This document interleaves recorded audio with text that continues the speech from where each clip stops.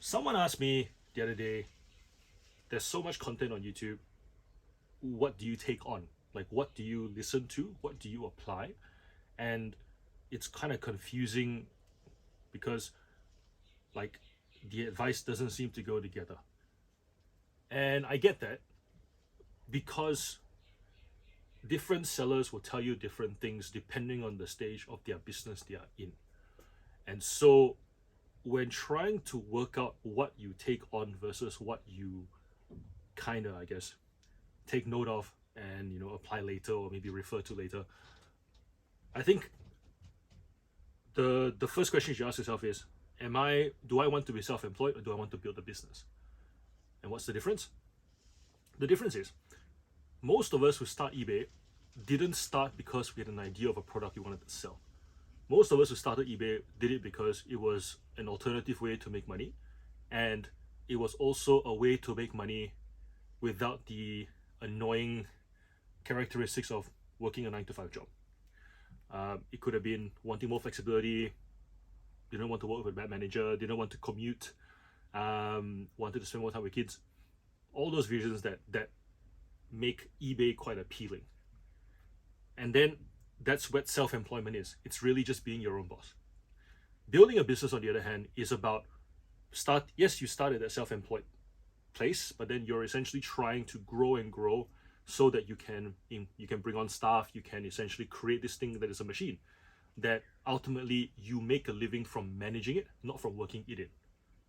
And depending on which one you want to be, the advice that you get will be applicable to either here or here. And there is no right or wrong because everybody has different circumstances. Some resellers will say, you start here, but you must always try to get to here or you're not driven. That's not my point of view. Some people will say, this is not for everybody. Stay here is fine. That's fine too. At the end of the day, you have, depending on which camp you want to be in, I'm very firmly in this camp because by 40, I want to be able to manage this and not work in this anymore. But I know that there are friends who are resellers who like to be here because they like the flexibility. They have no intention of managing people. In fact, they left jobs managing people so that they don't have to ever manage a person again. So why leave here to come here to go back to there again here?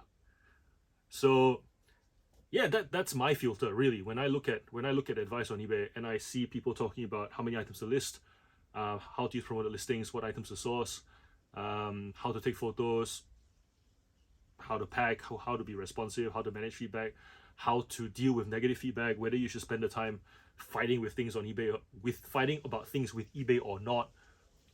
It really comes down to, if I'm here, some advice I don't take. Like if I'm here, for example, about building a business, I'm not going to spend time arguing with eBay to remove negative feedback, purely because it's not a good use of my time. It's because it's not a good use of my time that I want to compound here.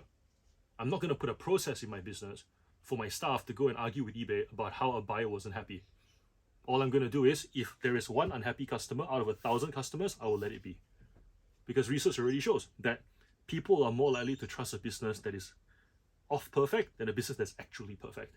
4.8 stars is much better than 5, because 5, people don't believe it. So, but someone who's self-employed, who takes pride and they want to, they take emotional benefits from being their own boss. Part of the enjoyment of being self-employed is to know that you're perfect. I'm not saying that's realistic, but I'm saying that that's a benefit that they take. So they'll take less money, they will work for less hours, they might even work for more hours. But ultimately, the trade-off is that they don't get told that they're crap. They get told that they're amazing, that they're the next best thing to slice bread, and that's okay, right? They build up their stores for that benefit. Because if they go to work for 6 figures but get told that they're lousy, they don't do enough, they should do more, they should do things the boss's way, that's a pretty logical trade-off. It goes, I'll take less money, but I want to feel great about myself. So yes, that's a great example of when someone says, here's how to fight feedback, I go, nah, not relevant to me because I'm in this camp.